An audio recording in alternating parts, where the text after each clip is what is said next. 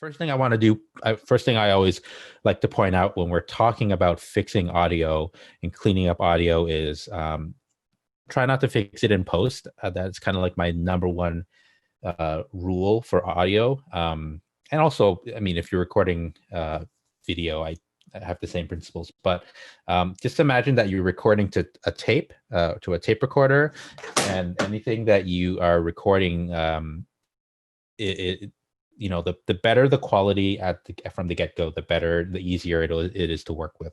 So a few things to remember when you're editing, when you're recording, especially if it's, let's say, an interview, is check and test your levels. And I think this would have went over in the previous workshop, but always make sure that you're testing your levels with whomever it is you're speaking to.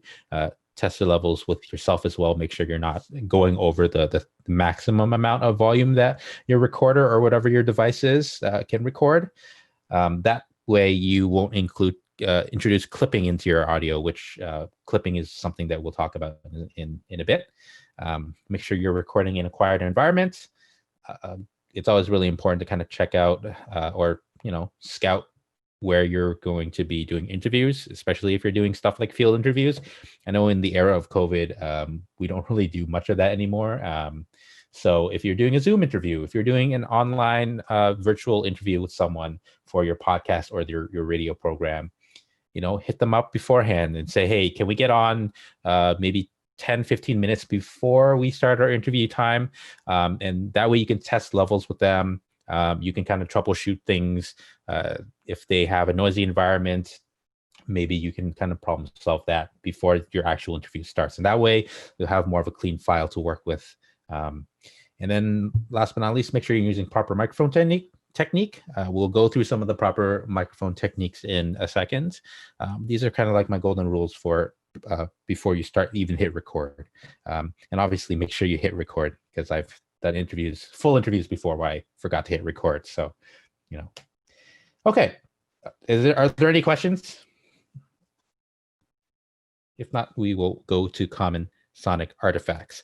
So sonic artifacts are just basically kind of like an umbrella term that is used for things that appear in sound, things that appear in your recording that are undesirable.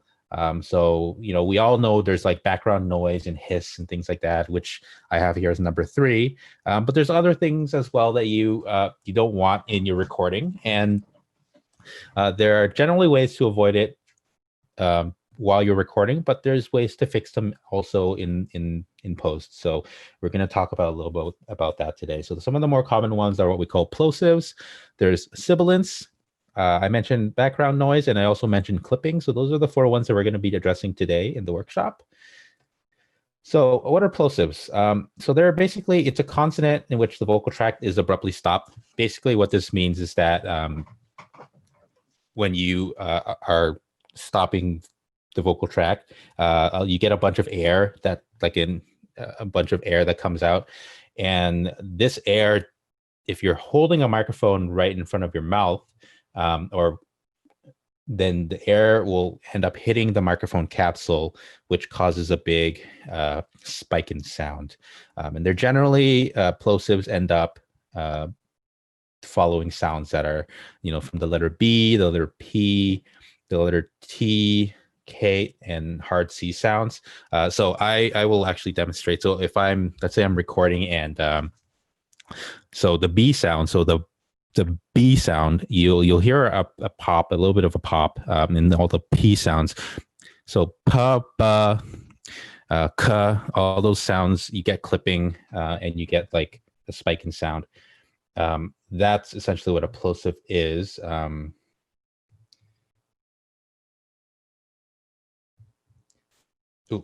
me just go back. So that's the first sonic artifact that that you will encounter. Second one is sibilance, and this is kind of a sibling, I think, to plosives. It's another type of sonic artifact that is related to consonants. This one is more related to the letter S and the SH sounds. So it's really harsh, kind of like the S and the sh that you would typically hear if if you don't control levels well, if you don't end up fixing it in post. So that can happen a lot too. Sometimes it can be unavoidable depending on how you speak or your interviewee speaks. But it's something to look out for. And you can, if you're monitoring your interview throughout with headphones, you might actually be able to catch these things as they happen. And sometimes I will just, politely ask whomever I'm interviewing to just repeat the last part so that you can try and have a clean recording of whatever it is that they're saying. I find it's easier to just not have to remove these. Okay. Right. It's background noise. Background noise is just a general term that we use for any kind of superfluous or undesirable sounds that end up in the background of our recording. This can sound like hiss. So like really high pitched, kind of like white noise sounding hiss. You might have something like maybe you live in an apartment that's right next to a busy street. So you get to hear like the 509 streetcar chugging by your apartment every 10 minutes or however long it takes for that streetcar to come by. So you want to try and avoid these things, but sometimes they're unavoidable, so they end up in your recording. Okay, and then you have clipping. So clipping, I mentioned earlier, sometimes our waveform, it's a type of waveform distortion that occurs when the sound source is too high in volume.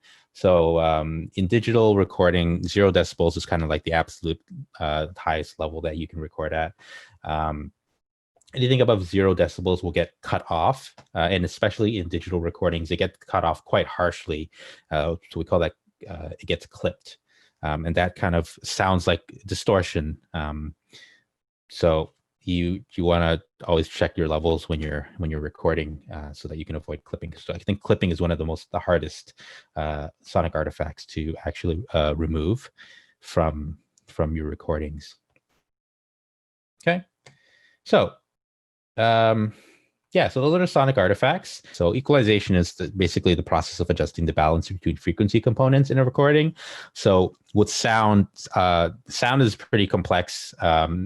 And it's made up of like multiple different frequency waves that make up your overall recording or your overall sound. And you can actually manipulate some of these frequencies in order to, either fix parts of your audio, or sometimes you can creatively manipulate these frequencies to make it sound a certain way because you have some kind of artistic vision. And also you can manipulate some of these frequencies to help your recordings sound more coherent with one another, especially if you have, let's say you're recording in a controlled environment or like a sound recording booth. And then you have someone that's recording in a really reverby room. Sometimes you can adjust some of those frequencies to help with that. But frequencies are basically expressed in what's called hertz. So at the most basic level, we have the lows, or sometimes you'll hear people talk about it in music as bass, from 20 hertz to 80 hertz. Then you have the mids, which are 100 hertz to 5 kilohertz or 5,000 hertz. And then your highs are 5 kilohertz to 20 kilohertz. This is what kind of spans the human hearing range. Humans don't really hear anything below 20 hertz, and even below 20 hertz, like we call it sub bass, you really don't hear a lot of that. You feel it as rumble, and anything above 15 to 20 kilohertz, you don't really hear either. The older you get, as your hearing starts to erode, those high frequency start to go first. So the older you get, the less high frequencies you can hear. So with that being said, here's a bit of a closer look. So I broke it down earlier as low, mids, and highs, but here's a bit of more of a real world example of how these fall into when we talk about sounds. So the low end rumble is kind of like your bass. If you have really things like, if you have music from like a vinyl, you get sometimes you get some really weird rumbling that's in the 20 to 80 hertz. So that's kind of all the bass frequencies. The mid frequencies is actually where a lot of sounds will sit. So 100 to 300 hertz is basically where the human voice, the meat and potatoes of the human voice. So, you know, a male voice will probably be a little bit bassier. So my voice is probably sitting around like 100 to 200 in terms of the majority of the frequencies that are being heard. But above 300, you have 350 to 600 hertz. So this is kind of like some of the overtones. You get what we call the box region. So sometimes, you know, the best way I describe it, the reason why we call it the box region is if you take a cardboard box, put it over your head, and put a microphone in there, when you speak, you have some of these frequencies get amplified, and it sounds boxy. So that's how I describe it. This is what's the box region. So when you're adjusting these frequencies, you can make something sound really hollow or something really boxy, depending on how you play with it. 1 to 4 kilohertz. This is going up to like the higher end of your mid. So I don't know if you can hear it, but in my voice, a lot of the resonance is the lower frequencies, so like the 100 to 300. But there's a little bit of this weird top end to my voice, and that's what is kind of the 1 to 4 kilohertz. It's what we call the bite. So you can adjust the bite to make voices more clear sounding. And the only thing that needs to be noted is that a lot of instruments like guitars and synths kind of sit in this frequency range. So if you have a voice that you're adjusting with from the mid-range bite frequency range, it might compete with some instruments if you have music playing underneath your recording. So yeah, and 5 to 8 kilohertz is sibilance. It's a sibilance zone. So we recently mentioned sibilance as one of the sonic artifacts. This is kind of where the sibilance, so the T's, the S sounds like this, and it's those sounds kind of sit in the 5 to 8 kilohertz range. And generally, when you're editing, this is kind of how you edit sibilance, is you try to notch out 5 to 8 kilohertz. And then 10 to 20 is kind of where we look at what we call air. So it's like the really top end, high end frequencies, and it's kind of fills out the rest of the frequencies. But you don't always roll off these frequencies because they don't make a lot of difference. But it's good to kind of know what the spectrum looks like. So most of your today, most of the editing that we're going to be doing is either in the sibilance zone, which is 5 to 8 kilohertz, and if we're talking about plosives, around 20 to 80 hertz as well. If you think about it in terms of, you know, bass, treble, and mids, it kind of becomes more intuitive. And we'll look at how these things sound when I cut them out later in Audacity. Okay, so how do you fix sonic artifacts? Obviously, the first thing is, earlier I mentioned, don't record them in the first place. So before you hit record, right, check and monitor your levels throughout your recording. Make sure that you're not introducing any kind of extra noises to your recording. Have some good microphone technique. And I think in the next slide, I'm going to talk about microphone technique and good location scouting. So your environment is actually really important. So whatever you're recording an interview in, your surrounding environment is super important. Personally, when I was doing stuff for CGIU, especially if I'm doing festival coverage, and let's say I'm interviewing bands before their concerts, if I have access to the venue beforehand, sometimes I'll offer to meet with bands before at the venue, and you know, this is where you can scope out the area. You can see if you can get access to the green room. Sometimes I've asked people to come into a car with me to record. So anything that kind of cuts out background noise or anything that's uncontrolled is really good. Sometimes you don't have that option, so you're just trying to find a quiet corner. You generally want to avoid very large rooms because that tends to add echo and reverb. But the room selection and location scouting can go a long way in getting a quality recording. And you know, sometimes it's timing. Try to not show up right before the sound check of the next band or whatnot. And this goes to Zoom interviews as well, right? You know, talk to your interviewer interviewee beforehand. Make sure they're not sitting in a coffee shop for their interview. See if they can settle on a time of day where no one's home, and that way there's no interruptions and there's no sounds in the back and whatnot. Okay, so things to think about even before recording. I don't have a microphone with me right now, but I will. Let's pretend my iPhone is a microphone. So when you're recording any kind of dialogue, you always want to have your microphone pointed directly at the sound source. In this case, our sound source is our mouth. So our mouth is making all these mouth sounds.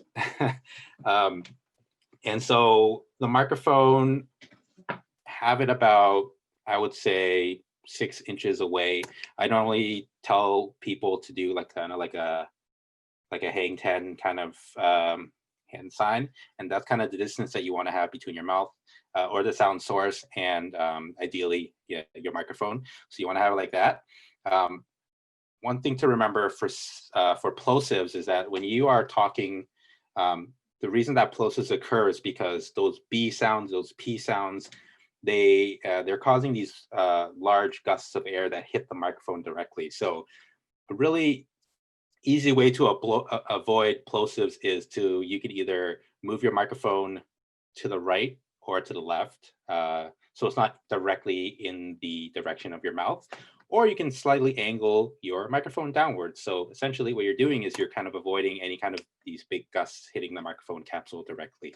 I basically, whenever I set up to record, I do that measurement first, and then I just kind of angle my microphone and point it towards either my chin or my throat. And that really helps to kind of prevent some of these plosives from occurring.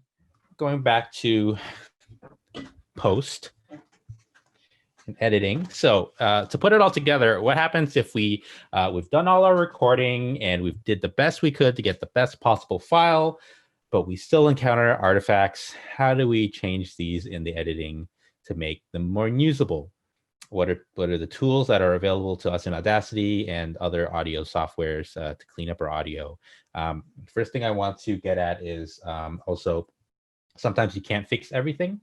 So the things that we're going to talk about are, they're the basic skills, but sometimes you just have really bad recordings, and you have to either, if you're hitting a deadline, you have to use it, you might be able to creatively edit some of the actual audio out of it completely, or you might be able to actually ask whomever it is you interviewed to re-record. So you work with what you can get.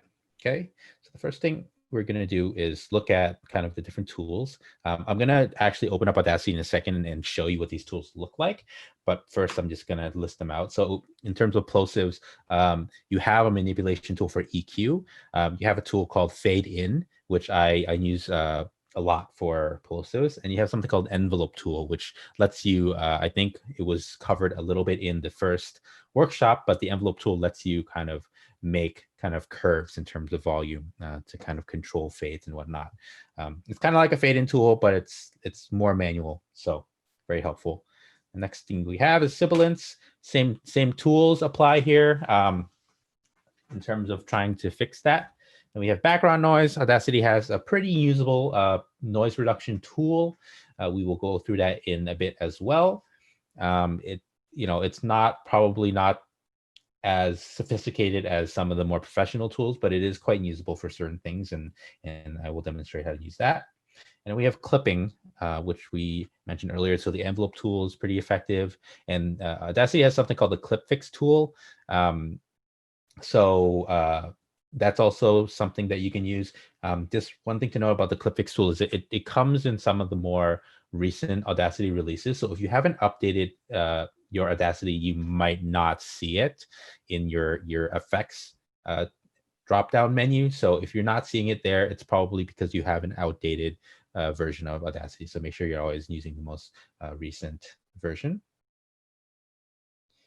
Okay, so let's look at these tools and see what they look like in software. Let's start by pulling in an audio file, because we can't actually see any of these tools unless you have an audio file present. So hopefully this was covered last time, but you just go to File and Import, and you can pick a file. In this case, we already have some ready to go. We have this one right here. I'm just going to cut down half of this because I think it's the same. Okay, so here's our clip here. So jump ahead. Welcome back to the Super Soup Search podcast. We review the best soups in Saskatchewan. I'm your host, Patsy Pumpernickel. Today we have a guest, Patrick Petunias. We're happy to have you on the show. Could you share your favorite soup from Saskatchewan? And there you go. So that's pre-recorded and ready to go. So let's say that is your file. Before we start fixing everything, I just want to show what different tools look like. So with anything on Audacity, before you apply any kind of effects, you want to select a portion of audio that you want to edit or you want to apply the effect to. If you want to apply everything to the entire clip, you can just double click and it'll select everything. But if not, you can press and hold so that you can select something and make sure that you are using is the selection tool. So F1. So I've selected that portion. So let's just go through the different tools. So we talked about EQ earlier. So that's the first tool you have. So you go to Effect and you can click Graphic EQ.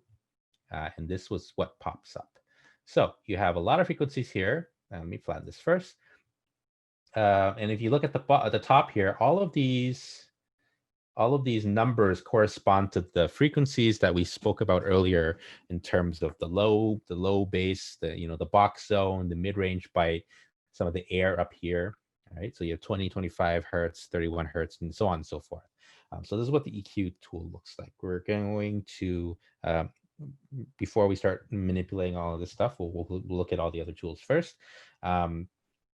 So yeah, so each of these frequencies has a slider that you can increase or decrease in terms of the volume of that frequency. And if you, let's say you do a bunch of adjustments and you want to go back to square one and go back to 0, you can just hit flatten and that will flatten your EQ again. Okay, so I'm just gonna hit cancel because I don't want to apply any EQ yet. And the next effect that we have is called noise reduction. So this is what it looks like. So this is tool. You have an option to get a noise profile. So we'll go over that in a second. But you have the sensitivity or the amount of noise reduction that you want in decibels. There's a sensitivity. So the noise needs to hit a certain threshold in decibels before the noise is removed. And then you have frequency smoothing band. So this is a little bit more technical, but essentially it's just sometimes it adjusts the smoothness of the noise reduction. So I believe the higher it is, the more choppy it can sound. But the lower it is, the more residual noise is let in. So think of it kind of like a curve. The steeper the curve, the more on and off kind of the noise reduction is.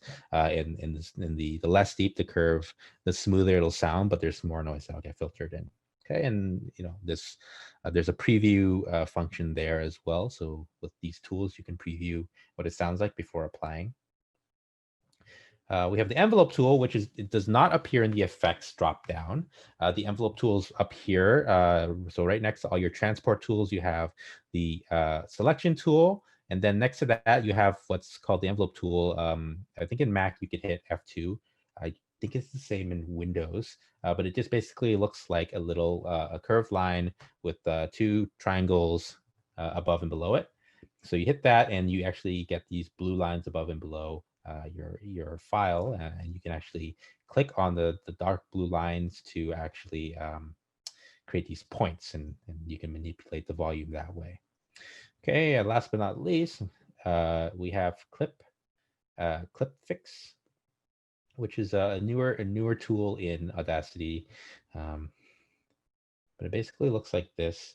So there's a threshold for clipping in terms of a percentage, and then there's a amplitude. So this is, you basically select how much clipping or how much volume from the clipping that you can remove. I haven't used this extensively, but I've heard that it is usable for very certain clips. I tend to try and play with volume first and levels first using envelope tools before I go to Clip Fix, because once you have a part of your audio that's clipping, most of that data is already cut off. It's gone. So it's hard to really bring back or repair any of that stuff, especially in a free software like Audacity, where some of the tools are not as sophisticated. But the clip fix is there for as an option. Okay, so let's look at how do we address some of these things. Okay, so first thing we're going to talk about is plosives. So when you are editing plosives, it's a bit tedious to do because you actually have to go through your entire recording and find out exactly where all the plosives appear, and you want to edit each individual plosive. So, like I said before, the best way to do this is not to have plosives to begin with. But if you are left with the file with lots of plosives, you can go through, and a lot of times it appears as really big spikes in sound. So if I go through here and look some of these sounds here, best soups in. So you can hear it there. Yeah, I think. Petunias. Okay, so this is actually a really good example of a plosive. So the P sound from this person's name. Patrick Petunias. Patrick Petunias. So those P sounds cause a lot of plosives. So the first thing you want to do is you want to listen to where the plosives show up in the word, and sometimes you can actually get away with cutting it out completely. So I was talking to some of the staff earlier about how sometimes the P sound actually isn't even important in certain words. I think in this case it is quite important. Because it's at the start of the word. But one way that you can edit it is you highlight the part of the word that you want to adjust. So you can hear the plosive here. It's kind of this dense region of sound and air. And you can go, the first thing you want to do is you can I normally use an envelope tool first to kind of decrease the volume. And this is kind of the manual way to do it. So you hit the manual, you hit the envelope tool, and you create kind of like a volume curve. So in this case, you start by clicking on the dark blue line before the sound starts, and then you want to find kind of like a reasonable place for where the sound ends, and you click that, and that way everything that you edit will be in between these 2 points that you created. And then you create a third point in between those 2 points, and you can click, instead of just clicking, you click and you drag and you hold, and that way you can actually create a little bit of a volume fade. And so we'll see if that actually helps. So I think that sounds a little bit better. We can try and do that to the other one too. Patrick Petunia. So this plosive is actually a little bit more pronounced than the first one. So we can try and do the same technique as earlier. So this guy right here. So you want to just go into your envelope tool and you click at the start, and then you kind of find a point in which you think the sound kind of ends, and you create your little frequency, your little volume curve here. Okay, so let's see what that sounds like. Petunia.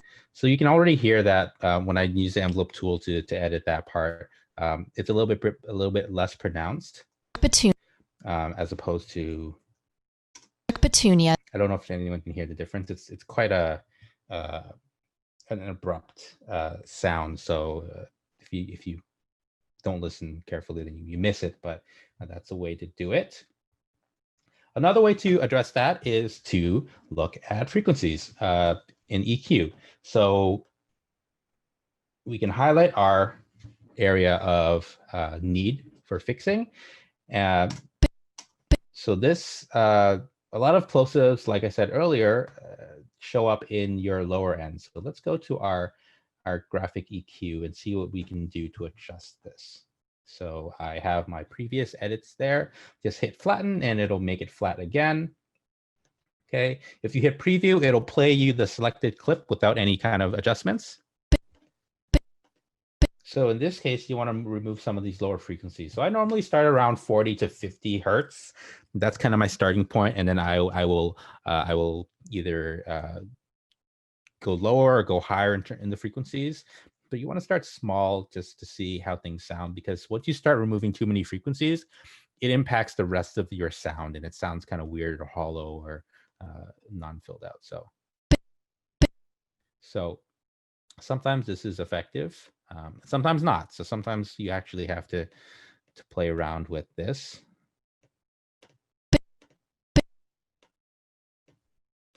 So in this case, you've kind of removed some of that low end thump from the plosive. And once you are kind of happy with the way it sounds, you can hit OK. So you see how it's kind of changed, the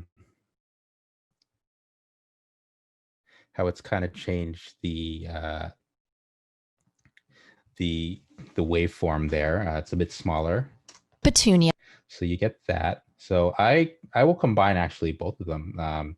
You can combine the EQ tool with the fade with the envelope tool. If you have a pretty well-defined plosive that's kind of like not embedded in like a bunch of other stuff. So for example, this is really hard to do if you have like background noise that's already underneath the recording. But if you have like a P sound that's kind of independent of the rest of the word, what you can do is called the fade tool, the fade in tool, which is kind of like the envelope tool, but it's more automatic. So you basically select the part of the word that's the plosive. So in this case, it's that. I might select a little bit more, depending on how much of it you want to edit. And I go to effect and you hit fade in. And if you can see, it actually does the automatic, it's kind of like doing what you did with the envelope tool, but it's more automatic. So then it creates the fade. And if you don't like the way it sounds, you can undo it, or you can even apply it again. So in this case, it actually sounds all right. Petunias. So you can actually hear Petunia. that plosive pretty much gone for that. Patrick Petunias. It's kind of an art form. There's no direct science for this, but you want to play with what sounds good. Sometimes it takes a little bit of one thing, and sometimes it takes a lot of one thing, or a little bit of each of these tools. We're happy to have you on the show. Could you share your favorite soup from Saskatchewan? Okay. I'm your host, Patsy Pumper. Let's try to remove these ones too, just because we're already in there. So Patsy. So in this case, I think that we might not need to go into the EQ tool for this. We might actually just be able to use the fade in tool. And I was right. So this plosive here, you can just Patsy Pumpernickel. You can hear how it's drastically different from before. So this is what it sounds like before. Patsy. So if we go back to the edited clip, Patsy. That's what it sounds like. Let's address the pumpernickel, the P in pumpernickel. We can do the same thing. Let's try the fade in tool. I tend to play with volume first because EQ can kind of get weird sometimes if you adjust too much. So it's still a little bit too loud, so we can try fading in again. You can either hit repeat fade in. I normally do that. Control R or Command R if you like editing with keyboard. Pumpernickel. So I think the pumpernickel sounds pretty good too. I'm your host, Patsy Pumpernickel. So that's pretty acceptable in my opinion. But if you are a stickler for this kind of stuff, you might go through and do it a little bit more. Maybe you'll go into graphic EQ and you will apply some of this EQ curve to take out some of the really low end plosives there. So yeah, so we'll do that. Pumpernickel. So that is kind of how you do the plosives. Patsy Pumpernickel. The next thing we have is our sibilants. Same tools apply. You want to look at EQ. You want to look at fade in tools and envelope tools. If you can remove those sounds completely, it's then do so. But if not, then sometimes you have to mess around with the EQ and the fade in tool. Today we have a guest, So Patrick Petunias. Let's go through and try. We're happy to have you on the show. Could you share your favorite soup? Okay, so that's soup. Soup. So let's look at that. Okay, so I'm pretty sure. So it looks like the sibilance kind of appears here. You can tell by the extra amount of volume you see in the waveform. So that sound is pretty harsh. Earlier I said around 5K or 5 kilohertz is where sibilant kind of lives. So we'll go into effect and we'll hit graphic EQ. We'll flatten our EQ. So with Audacity, the graphic EQ always remembers the last setting that you had.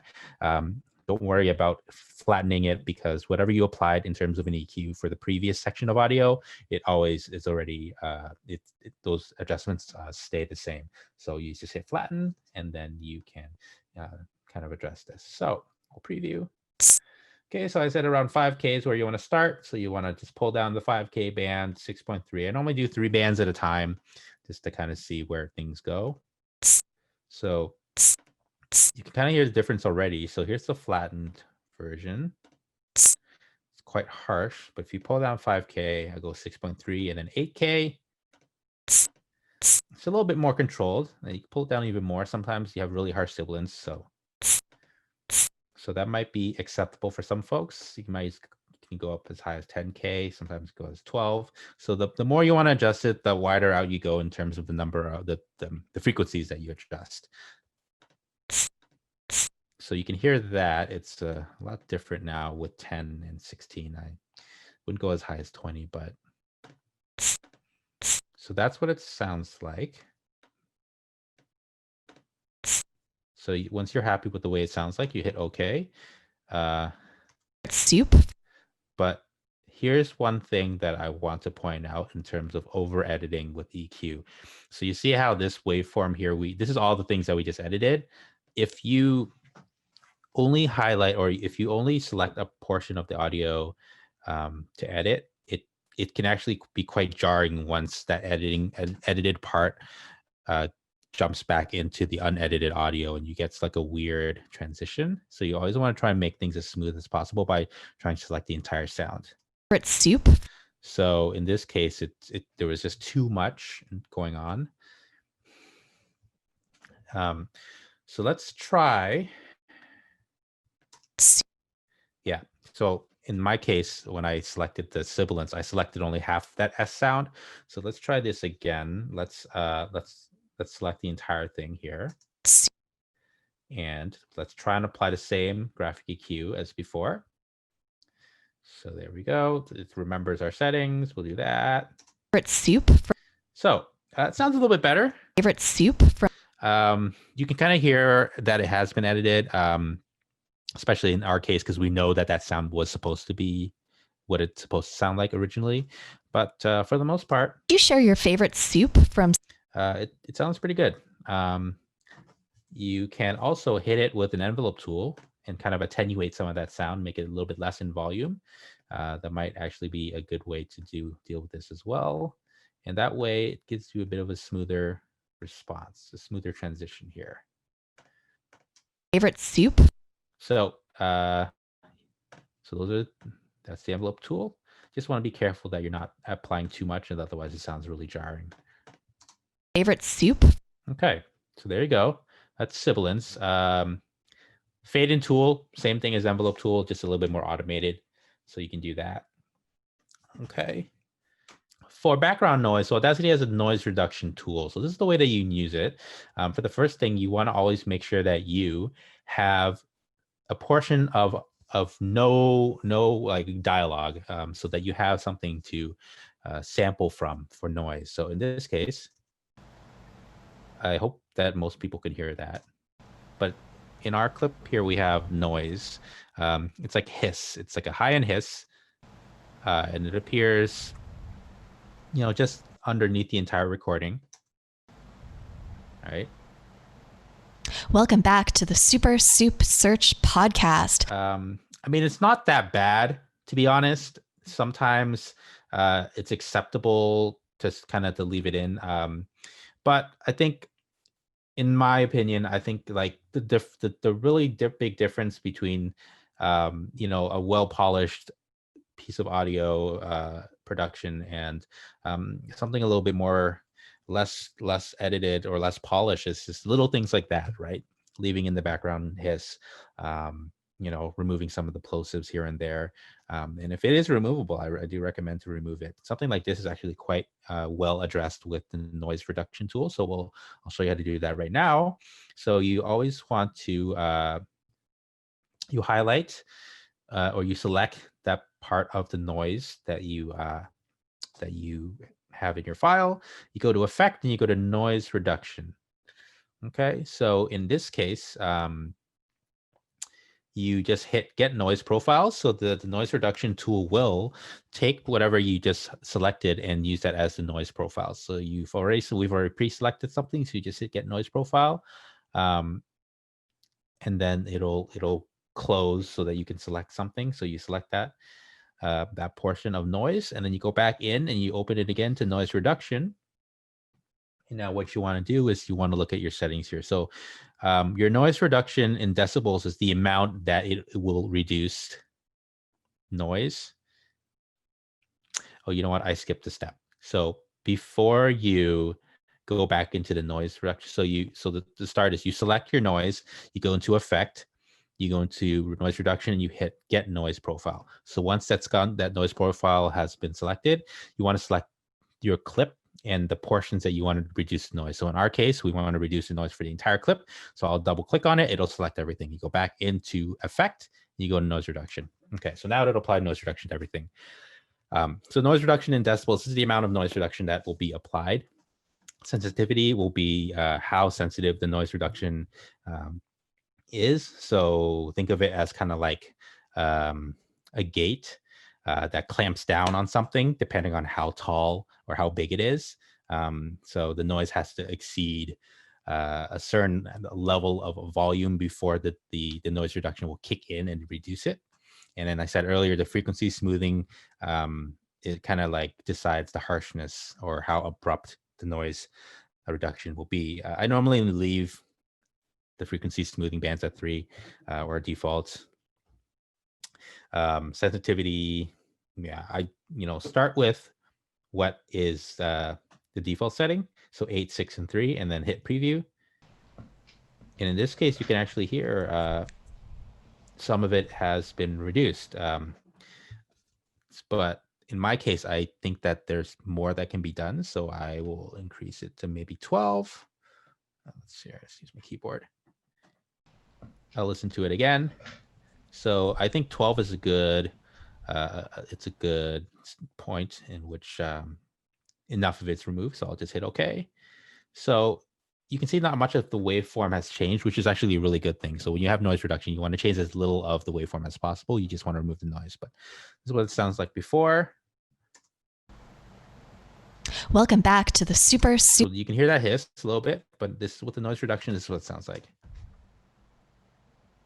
Welcome back to the Super Soup Search podcast. So it's not that audible, but it makes a big difference, especially if you have audiences that listen with good headphones or really sensitive headphones. So that's the noise reduction tool.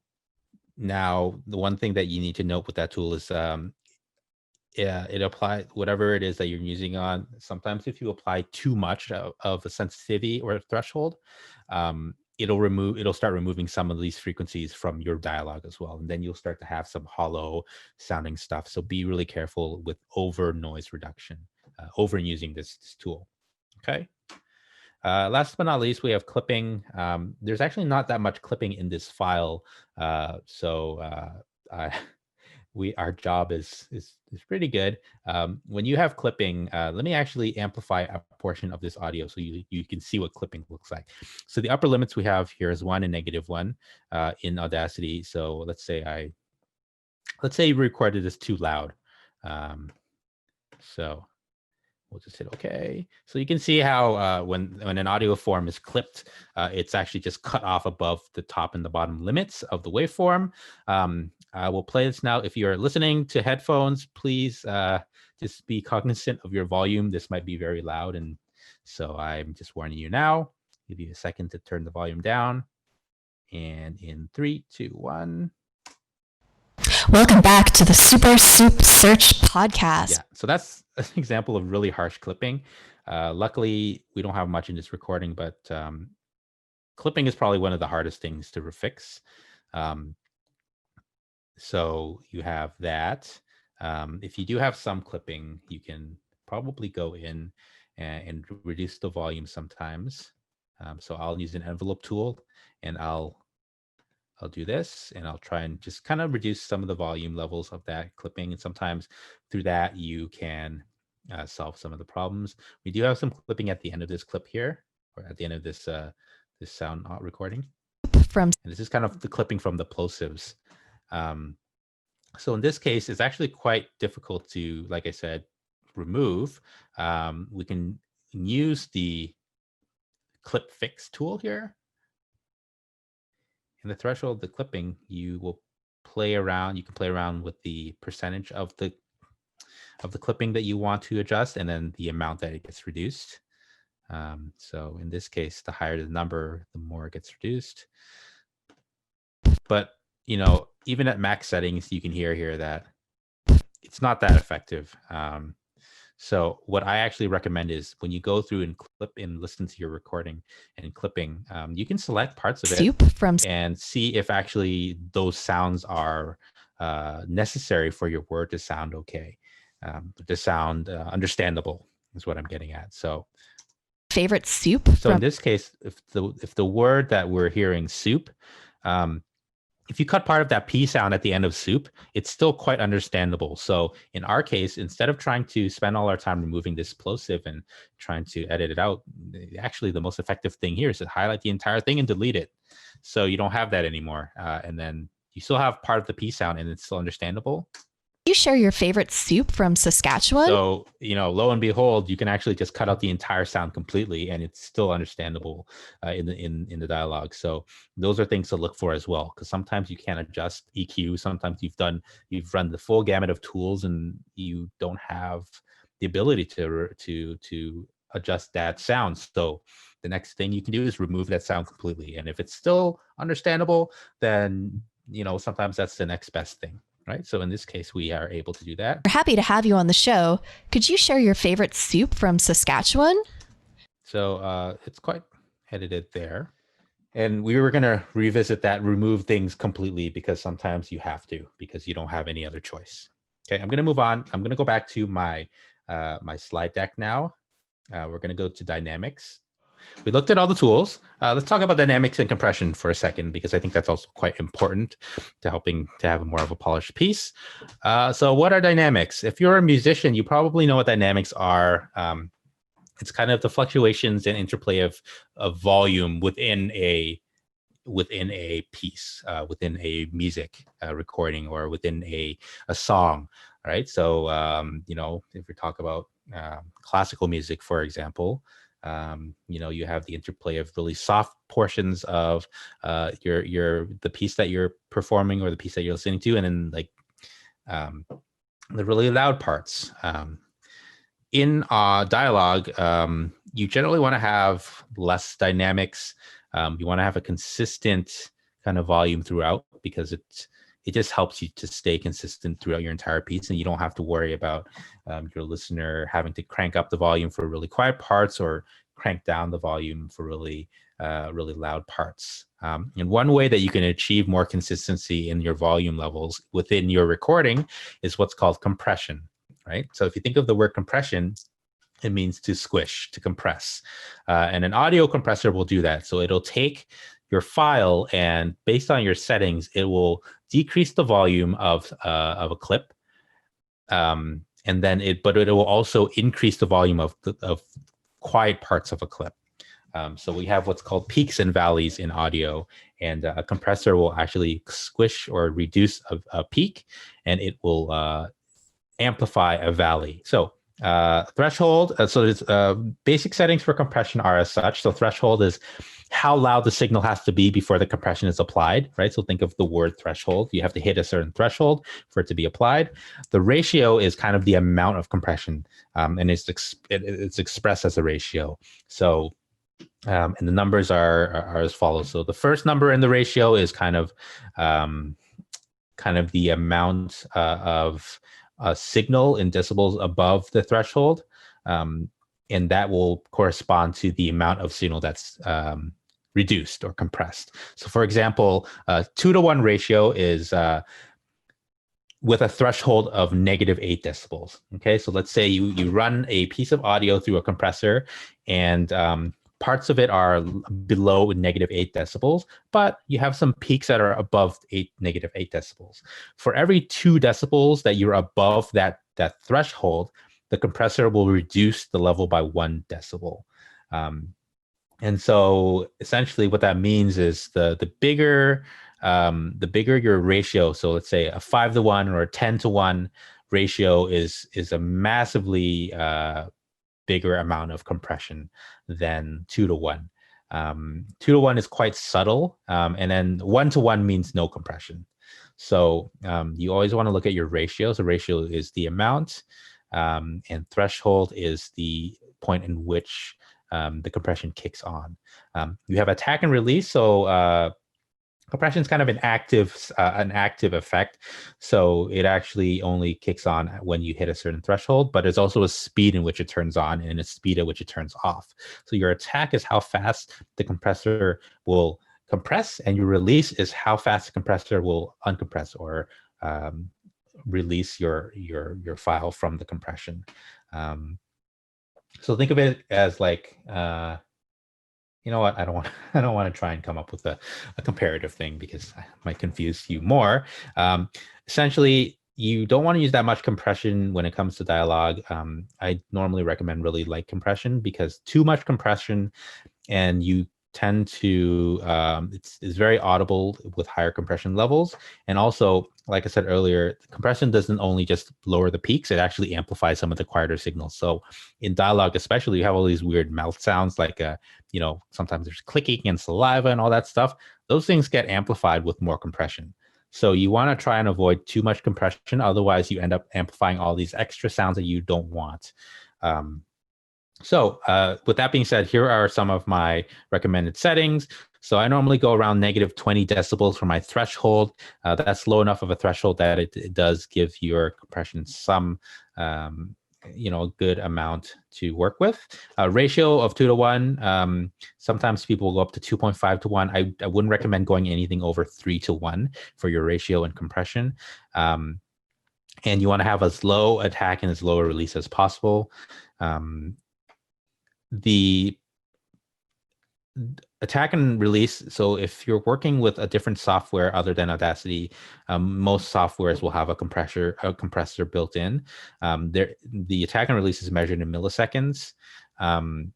Audacity doesn't have that much options in terms of the low end of the attack and release. So I normally go with minimum settings for attack and release in Audacity, because it's still quite higher than some of the stock settings for other compressors and other softwares. But it is a free software. So let's go back to Audacity. This is the clip that we edited before. As you can see, when I zoom in, you can see there is a lot of variability in volume. So these are the peaks up here, which are the higher parts, and then you have like little things like this. So these little sounds down here are the valleys. So you think of them like mountains, right? So peaks and valleys. The bigger the peak, the louder a sound is. The smaller it is, or the smaller the valley, the softer it is. So so let's actually just let's highlight a small portion of the clip so that I can compress some of it and we can hear what it sounds like compressed and next to an uncompressed thing. So in Audacity, you have you select the clip, you select the portion of audio, you go to Effect, and we have the compressor. So you hit compressor. It's quite a basic compressor, but it is quite usable. As you can see, I actually already have the threshold and all the settings kind of set. I wouldn't worry too much about noise floor. I would leave it at default. So -40 decibels is probably an acceptable noise floor setting. So just leave it at that. I already have the ratio set to 2-to-1. I have the threshold set to -23 decibels. So that based on the recommended settings. And obviously, I said attack time and release time are as low as possible. You can see a release time is 1 second. That's actually quite high for a release time. You have milliseconds available in other softwares, but it's quite a basic compressor. So we will do that. We'll hit apply. So you can see how some of the peaks already got bigger, and some of the valleys got bigger, and it looks a bit more uniform.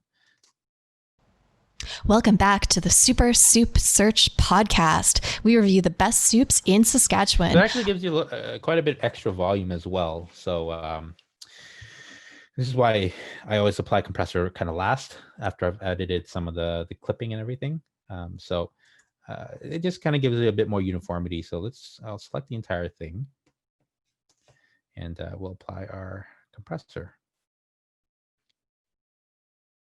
So you can see how the valleys kind of got a little bit bigger in the waveform, and it just kind of looks like it's been filled out a little bit more versus before. So this is what it looks like before.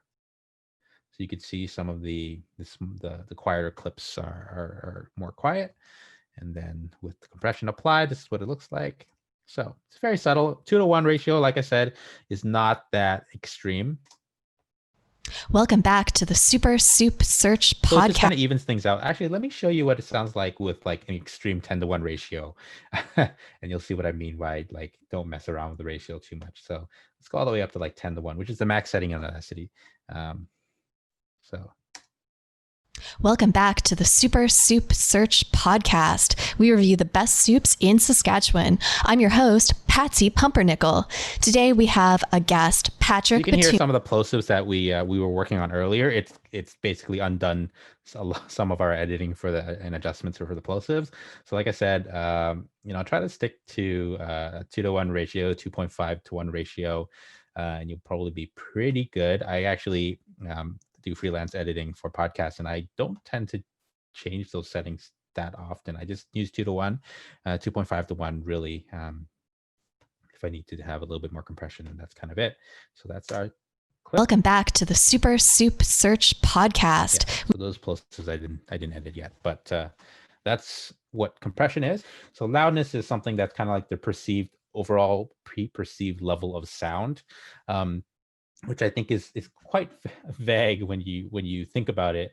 It's not the same as volume, which is kind of like a scientific measurement of the power of the sound level. But loudness is kind of something that was created to kind of look at overall perception of how loud something feels. And it's measured in loudness units. But the important thing about loudness is that there are kind of standards to which to adjust loudness. So the overall loudness of a recording that you want to adjust so that you're kind of not too loud or too soft on air. So we can adjust that using something called normalization. So normalization is kind of adjusting the overall loudness of the program to a very specific set value. So it's different from compression in the sense that compression is kind of an interactive effect. It kind of goes through it clamps down on peaks past a certain threshold. Normalization just kind of, it's a fixed value. And so when you're normalizing, let's say if you're doing something for CJRU, we normalize to -3, and that's kind of what you set it. And normalization tools doesn't have that many settings. You just have a normalization tool, you set the level, and it kind of runs through and it normalizes your loudness. I'm going to show it to you right now, but just while I'm switching over, really important to note that not every platform uses the same normalization requirements. So we use -3 CJRU, but I think YouTube has a specific normalization level that you want. So if you're normalizing your audio for YouTube, make sure that you go through the guide for YouTube, look at the normalization requirements. I'm sure CBC has a different requirement. Television has, I think, a specific requirement for normalization. So in Audacity, you highlight what you need. I will highlight the entire thing. You go to Effect, and you go to Loudness Normalization, and it's perceived loudness. You want to make sure you're normalizing perceived loudness, not RMS, which is the overall loudness. Okay, I always go normalize stereo channel. No, I always go treat mono as dual mono, and then you can set your level here in loudness units. So I said -3, and it's quite loud, but you can adjust your volume down that way. If it starts to clip, then you can adjust your normalization to be lower in value. So we're going with -3 here, but let's say it's too loud because you recorded a very loud sound source to begin with, and you compressed it a lot. You can go with loudness normalization, and instead of -3, you can go like -10. So it's not as close to the threshold of clipping. Saskatchewan. I'm your host.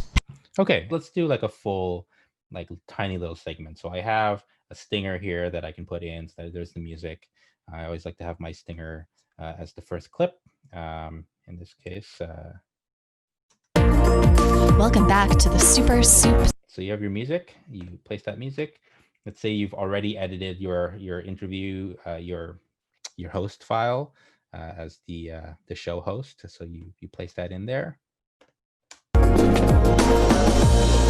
Welcome back to the Super Soup Search Podcast. We review the best soups in Saskatchewan. I'm your host, Patsy Pumpernickel.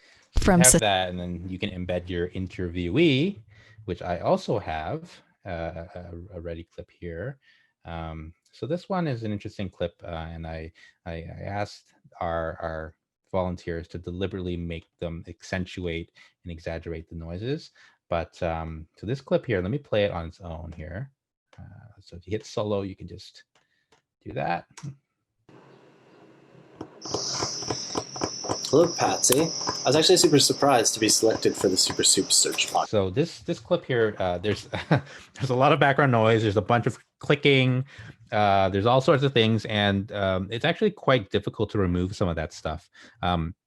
So if I were working with this, I would first of all, I would ask my interviewee to not record in whatever room that they're recording in, because it's very hollow sounding. And also make sure that if you hear those noises while you're monitoring your audio, while you're recording your interview, you can always ask them to repeat themselves, and just be polite about it. But let's say that that's the best you can do. That's the best you have. You cannot re-record.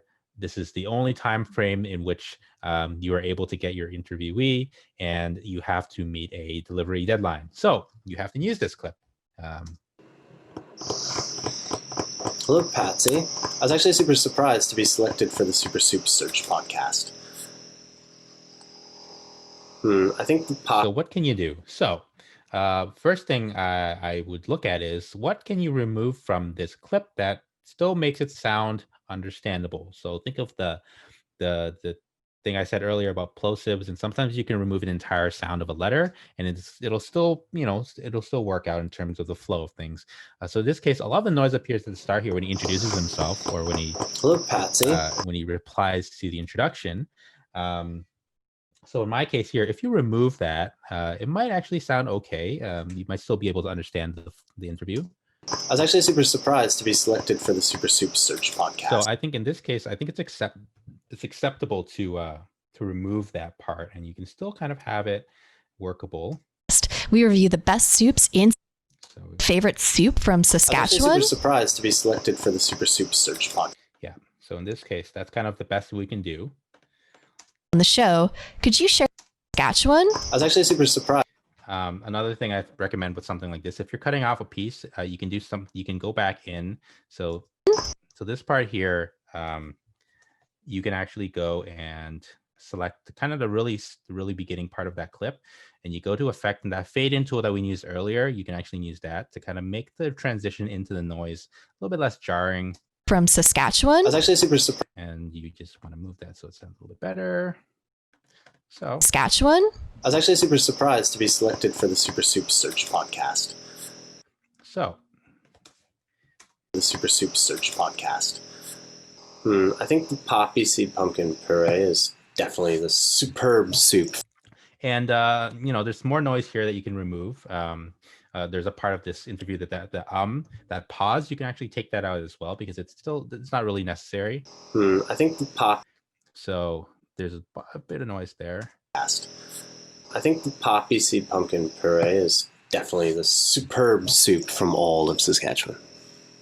And then you just remove that, and then make sure you can use the fade out tool to make the transition out of the noise. Soup from all of Saskatchewan. Now you can attempt to use the noise removal tool for this sound, but I think it's so inconsistent in terms of the frequencies involved that you'll probably end up removing a lot of some of the underlying frequencies from his voice as well, and it'll sound kind of weird. So we can try doing it. You'll hear what I'm talking about. So there's that. Effect, noise, reduction, get the profile, and then we'll apply the entire thing. Effect, noise, reduction. I was actually super surprised to be selected for the Super Soup Search podcast. So you can't really do much. I think the poppy seed pumpkin. Increase the amount of noise reduction by a lot, you start to get all these weird artifacts. I was actually super surprised to be selected for the Super Soup Search podcast. I think the poppy seed pumpkin. So you get all these weird things going on, and the frequencies all get messed up. Puree is definitely the soup. So I don't recommend trying to cut that much out. Anyways, that is it in terms of the tools. Once you finish your entire thing, so we have our piece here with our music, our interview, and our interviewee. You can export, and you go to File, and you go to Export. And just as to close off the workshop, it's really important to know what file that you need to deliver your product as, because sometimes if you don't deliver the right file, you get into all sorts of trouble, or there's all these technical issues that can arise. So at CJRU, if once you finish your entire piece and it's ready for broadcast, it's ready to be sent to the station for broadcast, we always want to export as MP3. So you click that, and you name it whatever it is that you need to name it.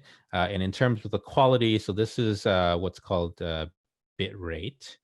You always want to select 320 kilobits per second. That's kind of the highest quality for an MP3. You don't want to go any lower than that, because it starts to kind of remove certain